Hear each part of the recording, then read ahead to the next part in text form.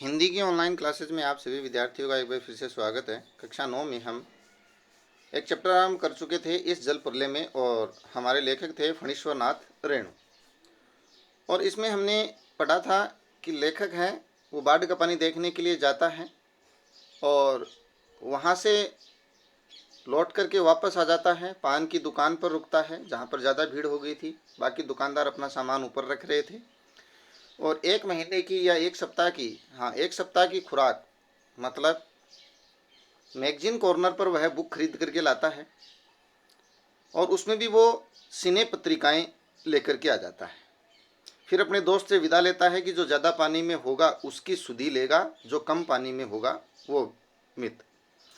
Flat में पहुंचा तो देखा कि एक जनसंपर्क की गाड़ी है, वो लाउड स्पीकर में घोषणा करती हुई आती है और बताता है कि हमारे यहाँ गोलंबर में प्रचार की गाड़ियाँ आती हैं।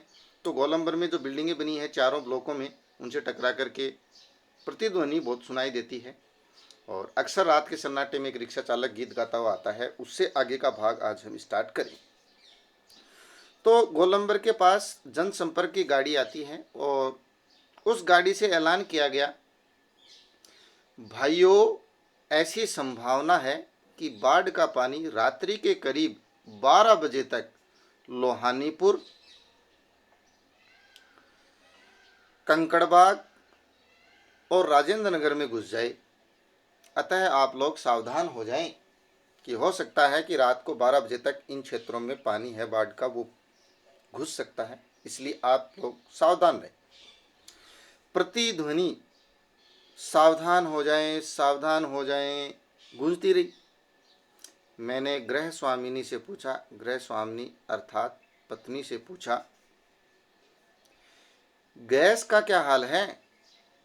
गैस सभी जानते हो, गैस चूल्हा है यहाँ पर। गैस का मतलब गैस सिलेंडर, कि गैस सिलेंडर भरा हुआ है या नहीं है।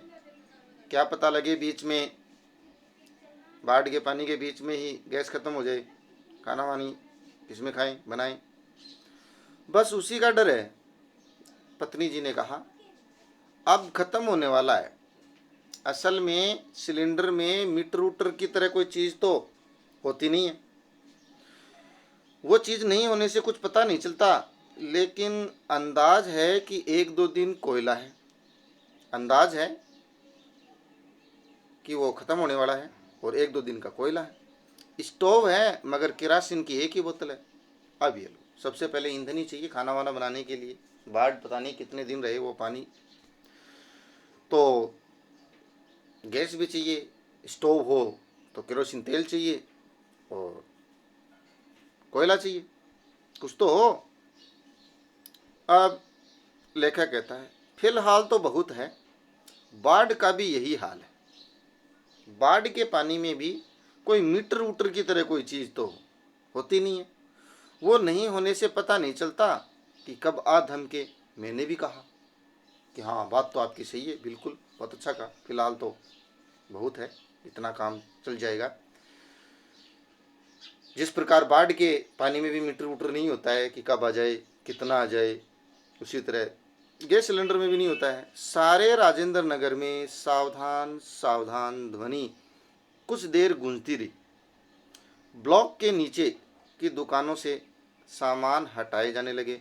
मेरे फ्लैट के नीचे के दुकानदार ने पता नहीं क्यों इतना कागज इकट्ठा कर रखा था। एक अलाव लगा करके सुलगा दिया पूरे कागज में और हमारा कमरा धुएं से भर गया। नीचे की दुकानों में सामान को हटाया जा रहा है कि दुकान वाले बेचारे ज़्यादा परेशान होते हैं। सामान में पानी घुस जाता है, बेकार हो जाता है। एक दुकानदार ने पता नहीं क्या बहुत सारा कचरा कागज़ का इकट्ठा कर रखा था और उसमें आग लगा करके लेखक का फ्लैट है, वो पूरा कमरा है, धुएं से भर देता है। सारा शहर जगा हुआ है, देखिए रात के समय भी, क्योंकि सावधान करके गई है गाड़ी। रात को 12 बजे आएगा पानी, बाढ़ का पानी। पश्चिम की ओर देखो, पश्चिम का मतलब यहाँ पर क्या है, पश्चिम है, ये ध्यान रखिए। भाषा का अंतर है, पहले ही बताया था कि जैसी भाषा वहाँ पर प्रयोग होती है वैसा का वैसा लिखा गया है। लेखक ने अपनी तरफ से कोई सुधार नहीं किया है और वही होती है, भाषा की सच्चाई बनी रहनी चाहिए, ओरिजिनलिटी बनी रहनी चाहिए, वास्तविकता बनी रहनी चाहिए। सारा शहर जगा हुआ है पश्चिम की ओर, कान लगाकर सुनने की चेष्टा करता ही हूँ। हाँ, पीर मुहानी या सलीमपुरा आहरा अथवा जनक किशोर नवल किशोर रोड की ओर से कुछ हलचल की आवाज़ें आ रही हैं। पश्चिम की ओर थोड़ा प्रयास करके मैंने कान लगा करके सुना। हाँ, कहाँ कहाँ सुना, किस तरफ सुना, किस क्षेत्र में सुना? देखिए, पीर मुहानी, सलीमपुरा अहरा, जनक किशोर नवल किशोर रोड, ये जगह के नाम है, पटना के आसपास के जगह के स्थान के नाम है। वहाँ कुछ आवाज़ें आ रही हैं। लगता है 1-1:30 बजे रात तक पानी राजेंद्र नगर भी पहुँच जाएगा, हमारे इलाके में भी पहुँच जाएगा रात के 1-1:30 बजे के लगभग, क्योंकि इन क्षेत्रों में हलचल हो गई। जिस देर भी पानी जाता है हलचल बढ़ जाती है, लोग अपना सामान उठाने के लिए दौड़ पड़ते हैं।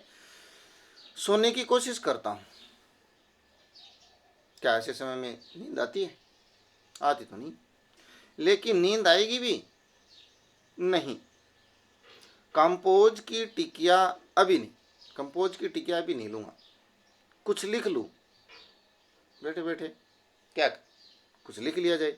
किंतु क्या लिखूँ? कविता? शीर्षक क्या होगा? बाढ़ आकुल प्रतीक्षा। इस समय तो मैं बाढ़ के पानी की प्रतीक्षा कर रहा हूँ, इंतजार कर रहा हूँ। आकुल मतलब व्याकुल, व्याकुलता के साथ प्रतीक्षा कर रहा हूँ। तो बाढ़ आकुल प्रतीक्षा, ये शीर्षक दूं क्या उस कविता का? तत्, ये भी कोई कविता हुई और ये भी कोई शीर्षक हुआ? नहीं, नींद नहीं, नींद तो नहीं आ रही। स्मृतियां आने लगी, स्मृतियां यानी यादें, याद आने लगी पुरानी। नींद तो नहीं आई, लेकिन कुछ यादें मन ही मन आने लगी। एक एक करके आई यादें, चलचित्र के बेतरतीब दृश्यों की तरह आई। चलचित्र, फिल्मी चित्र जो चलता है, फिल्म में चलता है चित्र, ठीक? तो फिल्मी जो दृश्य होता है वो बेतरतीब मतलब उल्टे सीधे दृश्यों की तरह याद आई मेरे मन में, पुराने समय की यादें आई। और वो याद आई 1947 की। स्थान है मणियारी, तब पूर्णिया, अब कटिहार जिला। उस जमाने में जिला था पूर्णिया, जो आज क्या बन गया है? कटिहार जिला बन गया है। उसका क्षेत्र है मनिहारी क्षेत्र। कौन सा क्षेत्र? मनिहारी क्षेत्र। 1947 में लेखक को देखो याद आएंगे अपने पुराने समय की। उस मनिहारी के इलाके में गुरुजी, मेरे गुरुजी, लेखक के गुरुजी स्वर्गीय सतीनाथ भादुड़ी जी, नाम है ऐसा ही, सतीनाथ भादुड़ी। उनके साथ गंगा मैया की बाढ़ से पीड़ित क्षेत्र में हम नाव पर जा रहे। तो हम गंगा मैया की बाढ़ क्षेत्र में नाव पर जा रहे थे। चारों ओर पानी पानी है। दूर एक द्वीप जैसा बालूचर दिखाई पड़ा। बाढ़ के पानी के बीच एक ऊंचा स्थान जहाँ कहीं भी होता है वो द्वीप के रूप में नजर आ जाता है। बालू का ढेर था, शायद बड़ी मिट्टी का कोई टीला था, और उस ओर हम चल पड़े। हमने कहा वहाँ चलकर जरा चहल कदमी करके टांगें सीधी कर लें, नाव में बैठे बैठे परेशान हो गए। तो हमने गुरुजी से कहा कि थोड़ा उस टीले की ओर चलें, द्वीप की ओर, थोड़ा सा घूम ले, भ्रमण कर ले, वहाँ पर टांगें सीधी हो जाएं। भादुड़ी जी कहते हैं, हमारे गुरुजी, उन्होंने कहा कि सावधान, किंतु सावधान, वहाँ जाने से पूर्व आपको थोड़ी सी सावधानी रखनी पड़ेगी। क्यों भाई? देख लीजिए, ऐसी जगहों पर कदम रखने के पहले हमें यह मत भूलना कि तुमसे पहले ही वहाँ हर तरह के प्राणी शरणार्थी के रूप में मौजूद मिलेंगे। भाई बाढ़ आई है तो बाढ़ आई है तो पानी तो जमीन में सब जगह फैला है। कुत्ते, बिल्ली, सांप, बिच्छू, उनके बिलों में भी पानी गया है, तो वो भी निकल करके ऐसे स्थानों पर ही जाते हैं जहाँ वो सुरक्षित रह सके। तो हमारे गुरुजी ने सावधान किया कि वहाँ कदम रखने से पहले थोड़ा सा आप ध्यान रखें कि आपसे पहले भी वहाँ शरणार्थी के रूप में कुछ प्राणी हो सकते हैं। और सचमुच चींटे से लेकर के सांप, बिच्छू, लोमड़ी, सियार, यहाँ तक यहाँ पनाह ले रहे थे।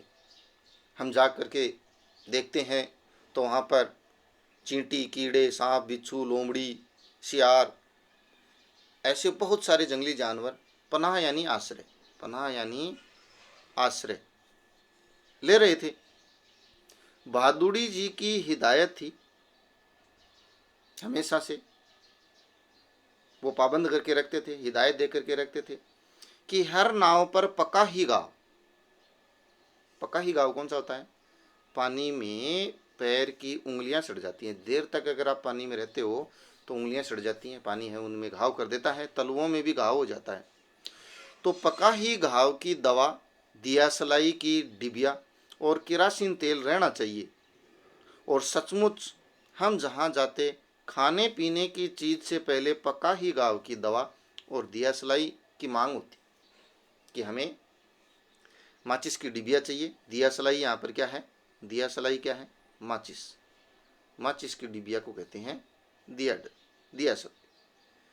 तो सबसे पहले वहाँ पर जहाँ कहीं भी हम जाते बाढ़ के पानी में, उस क्षेत्र में, तो लोग उस पका ही घाव से ज़्यादा पीड़ित रहते और उसके लिए वो दवाई मांगते, दियासलाई मांगते आग जलाने के लिए, खाना बाद में मांगते।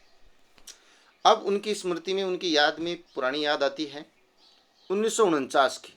इससे पहले ये जो याद थी, जहाँ वो गंगा मैया के बाढ़ क्षेत्र में गए हैं 1947 में, अब उन्हें याद आया है 1949। उस बार महानंदा, ये एक नदी का नाम है महानंदा, ठीक, नदी। महानंदा की बाढ़ से घिरे वापसी थाना क्षेत्र के एक गांव में हम पहुंचे। महानंदा नदी में बाढ़ आई तो हम पहुंचे, वापसी थाना क्षेत्र का एक गांव है। हमारी नाव पर रिलीफ के डॉक्टर साहब थे, डॉक्टर साहब भी थे भाई, वहाँ पर कोई बीमार हो उसको देखने के लिए हम डॉक्टर साहब को साथ लेके गए अपनी नाव पर। गांव के कई बीमारों को नाव पर चढ़ाकर कैंप में ले जाना था। बहुत सारे बीमार थे भाई, ऐसी बाढ़ वाले इलाके में मलेरिया वगैरह बहुत ज़्यादा फैल जाती है, वायरल फैल जाता है, तो लोग बीमार हो जाते हैं दवा नहीं मिलने के कारण। डॉक्टर साहब हम साथ रख रहे थे, तो उनको नाव पर चढ़ा करके रिलीफ कैंप ले जाना था। एक बीमार नौजवान के साथ उसका कुत्ता भी कुई कुई करता हुआ नाव पर चढ़ गया।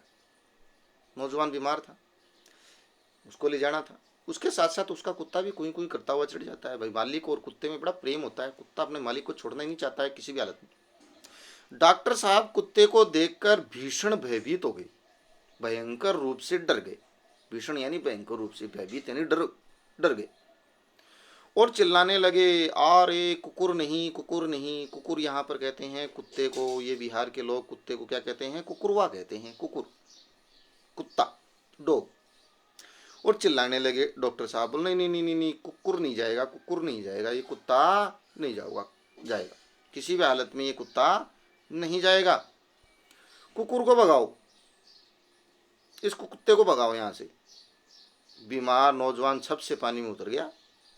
ये देखिए प्रेम, हमार कुकुर नहीं जाएगा तो हम भी नहीं जाएगा, मेरा कुत्ता नहीं जाएगा, मैं भी नहीं जाऊँगा, चाहे बीमारी से मर जाऊँ यहाँ पर, लेकिन साथ जाएगा तो कुत्ता भी जाएगा। और जैसे ही वो बीमार व्यक्ति नौजवान नीचे उतरा, फिर कुत्ता भी छपाक से पानी में उतर गया, मानो वो कह रहा था कि हमारा आदमी नहीं जाएगा, मेरा मालिक नहीं जाएगा तो हम नहीं जाएगा। ये देखिए कुत्ते में और उसके मालिक में प्रेम। परमान नदी की बाढ़ में डूबे हुए एक मुसहरी, ये है नदी का नाम, परमान नदी, ठीक।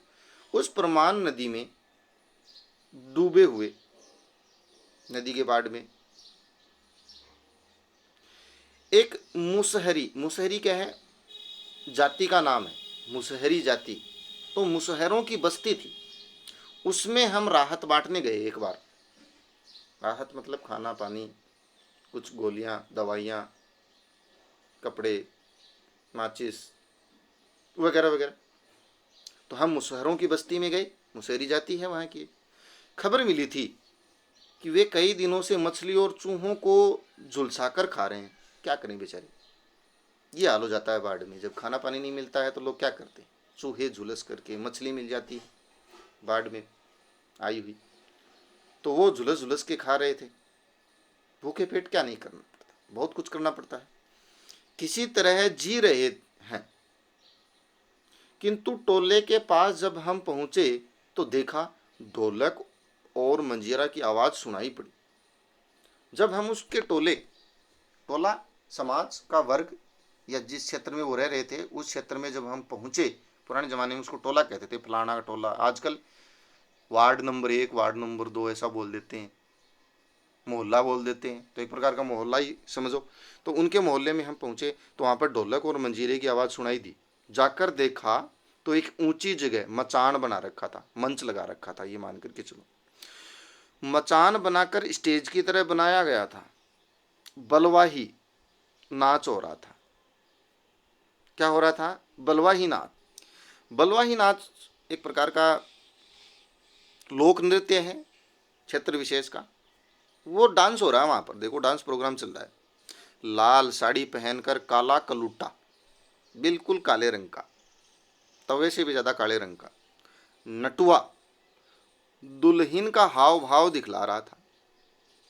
एक पार्ट खेल रहा है पुरुष, साड़ी धोती पहन करके, लाल साड़ी पहन करके काले रंग का, और दुल्हन का वेश धारण कर रखा है, दुल्हन का पार्ट खेल रहा है।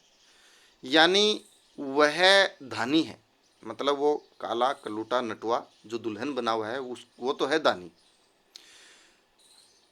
धरनी या घरनी बोलो, घरनी, धानी जो है वो घरवाली है और घर छोड़कर मायके भागी जा रही है, ये पार्ट चल रहा था। और उसका घरवाला जो पुरुष है उसको मनाकर राह से लौटाने गया है, ये पार्ट चल रहा है। जो नटुआ है वो दुल्हन बना हुआ है, वो धानी है, धानी यानी घरवाली है, और उस घर छोड़ करके जा रही है, मायके जा रही है, भागी जा रही है। और उसका घरवाला है वो उसको वापस से मना करके ला रहा है कि वापस आ जाओ। इस पद के साथ ही ढोलक पर द्रुत ताल बजने लगा। धा गिड़ गिड़ धा गिड़ गिड़, चके चके चके धूम, चके चके चके धूम, चके धूम चके धूम, ढोलक बजने लगा। ये है फणीश्वर नाथ रेणु का कमाल। ढोलक की आवाज भी उन्होंने ऐसी बिल्कुल लिख दी है, धा गिड़ गिड़ धा गिड़ गिड़, चके चक दुम चक दुम, चके चक दुम चके चक दुम। क्या बात। कीचड़ पानी में, कीचड़ पानी में लथपथ भूखे प्यासे नर नारियों के झुंड में मुक्त खिलखिलाहट लहरें लेने लगी। कीचड़ पानी में भरे हुए हैं सारे के सारे, लेकिन मुक्त भाव से हंस रहे हैं। हम रिलीफ बांट कर भी ऐसी हंसी उन्हें नहीं देख सकते। दे सकते थे क्या? बिल्कुल नहीं दे सकते थे। जैसा वो अपना ही खेल में मशगूल है तो क्या करे बेचारे, बाढ़ के पानी में मनोरंजन तो करें, डर के मर थोड़ी जाएं। ये था हमारे देश का क्षेत्रीय ग्रामीण जीवन, जो हर मुसीबत में अपने आप को जीवित रखने का प्रयास करता है, संघर्ष करता है। शास्त्री जी आप कहाँ हैं? बलवाही नाच की बात उठते ही मुझे अपने परम मित्र बोला शास्त्री की याद हमेशा क्यों आ जाती है, पता नहीं क्यों आ जाती है। शास्त्री जी आप कहाँ हैं? ये शास्त्री जी कौन है? बोला शास्त्री, जो लेखक के मित्र है। बलवाही नाच की बात उठते ही मुझे वो याद आ जाते हैं। कौन? बोला शास्त्री जी मेरे मित्र। यह एक बार 1937 में सिमरवनी शंकरपुर के में बाढ़ के समय नाव को लेकर लड़ाई हो गई थी। एक बार 1937 में सिमरवनी शंकरपुर क्षेत्र है, जगह का नाम है, वहाँ पर बाढ़ के समय नाव को लेकर लड़ाई होगी। नाव हमें चाहिए, वो समाज कराएगी, हमें चाहिए। मैं उस समय बालचर, बालचर मतलब बॉय स्काउट, स्काउट गाइड था। गांव के लोग नाव के अभाव में केले के पौधे का बेला बना करके, देखो कर लेते हैं, जुगाड़ कर लेते हैं, केले के पौधे को, तने को काट लेते हैं और ऐसे ऐसे करके उसको जोड़ लेते हैं, ठीक है, ऐसे जोड़ लेते हैं और उसकी क्या बना लेते हैं, नाव बना लेते हैं। भेला बनाकर किसी तरह काम चला रहे थे और वहीं जमींदार के लड़के नाव पर हारमोनियम और तबले के साथ झिंझिर करने निकले थे। झिंझिर कहते हैं जल विहार। ये होता, देखो गरीब आदमी बेचारा नाव के लिए तरस रहा है और नाव नहीं उनके पास, वो केले के पौधे का भेला बना करके नाव चला रहे हैं, बना रहे हैं, और वहीं जमींदार अमीर आदमी के लड़के नाव पर हारमोनियम और तबला लेकर के नाव में ही जल विहार भ्रमण करने के लिए निकले हैं। गांव के नौजवानों ने मिलकर के उनकी नाव छीन ली थी और थोड़ी मारपीट भी हो गई थी। यह था 1937 का समय, जब एक बार नाव को लेकर के लड़ाई हो गई थी। और लड़ाई भी क्यों, भाई गांव के लोगों के पास नाव नहीं थी, वो बेचारे केले के पौधे का भेला बना करके नाव चला रहे थे, और कुछ जमींदार के लड़के हैं वो हारमोनियम लेकर के बढ़िया नाव के साथ जल भ्रमण कर रहे हैं। तो उन गांव के लड़कों ने उनसे क्या छीन ली थी, नाव छीन ली थी, और थोड़ी सी मारपीट भी हो गई थी। तो ये था आज का हमारा इस चैप्टर का पार्ट। चैप्टर थोड़ा बड़ा है, मजा आएगा, आनंद आएगा कि किस प्रकार से बाढ़ का पानी घुसता है, किस प्रकार बाढ़ आएगी, ये अभी देखना बाकी है। तो आज के इस वीडियो में इतना ही। आप इस चैप्टर को अच्छे से पढ़ें, समझें कि किस प्रकार से लेखक ने बाढ़ के दृश्य का वर्णन किया है, जल प्रलय का वर्णन किया है। मिलते हैं नई वीडियो के साथ, तब तक के लिए आप सभी का बहुत बहुत धन्यवाद।